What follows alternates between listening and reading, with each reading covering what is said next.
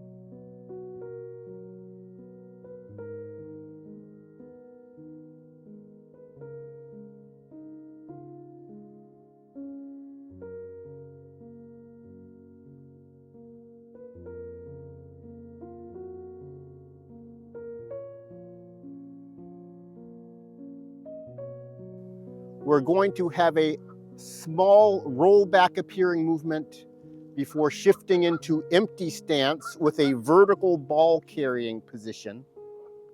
We're going to turn, placing the heel angled out at 45 degrees. And then we're going to push forward towards that foot, flattening the foot out, and then shift, rotating into a shoulder strike with the right shoulder. Then we're going to transition to crane cools its wings, shifting the weight onto the right leg and then into empty stance. Both palms are going to be facing down at this point, and then we move into crane cools its wings, splitting the arms. Left hand is going to come down by the left hip. Right hand is going to come up just above the head.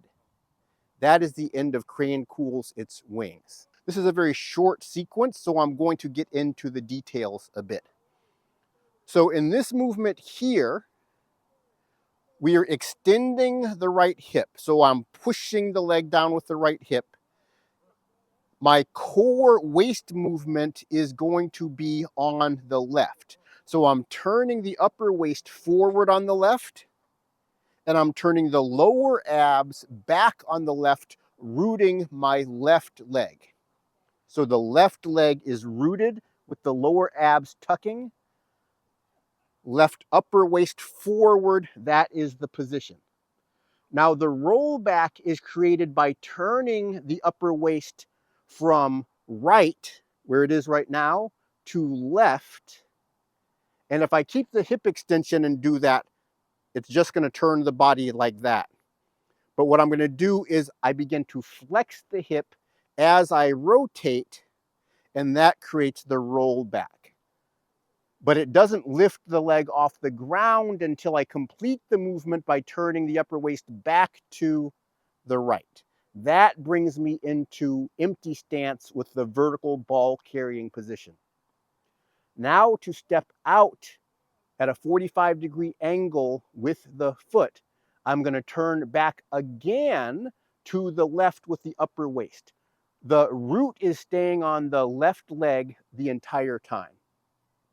So I just turn the upper waist to the left and it brings the right heel out.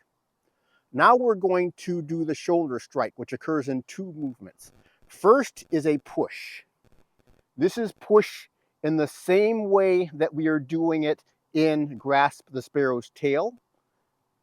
I'm extending my left hip, turning forward on the left, and rooting with the lower abs on the left. That is the push.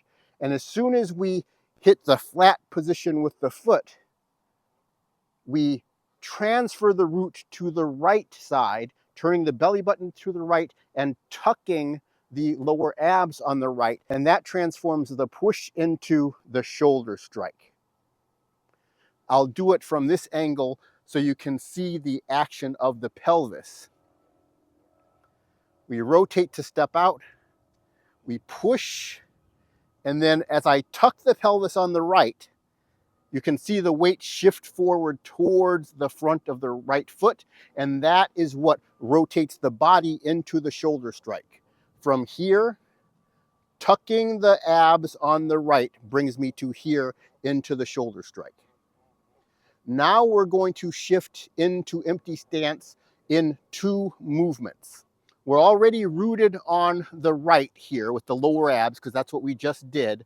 What we need to do is lift the left leg up, flexing the hip as I turn the upper waist to the left. That is the first part of the movement. And then we get to empty stance by turning the upper waist back to the right. So in this position, I have a flexed left hip, upper and lower waist turning to the right. This is a very common position we're going to be in when we're in empty stance. This rotation of the entire waist core toward the standing leg really helps keep that balanced position and keeps this leg in the completely free position. Now we're going to do crane cools its wings by turning the upper waist from right to left, and that is going to split the arms. And this is the Tai Chi technique of split. I keep the left hip flexed, but it's going to come down onto the ball as I rotate. And there's going to be a slight extension of the right knee as I do that. Let me do that again.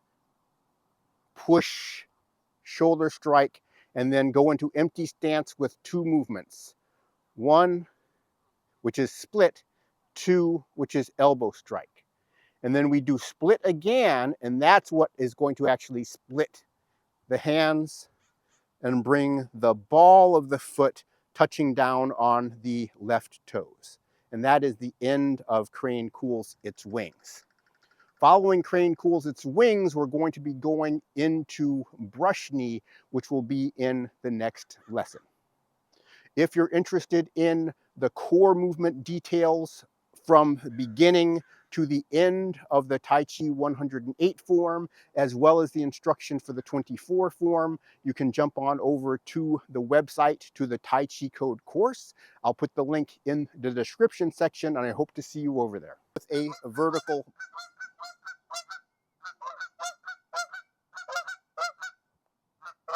somebody thinks I have food around here. I do have no food. Uh-oh. What are you going to do?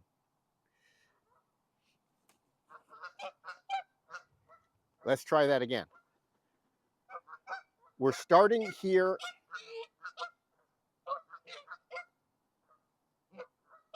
Push forward, shifting towards the right leg as the right foot comes down into the flat position, and then I shift into a shoulder strike. Then we move into crane cools its wings by shifting the weight and then moving in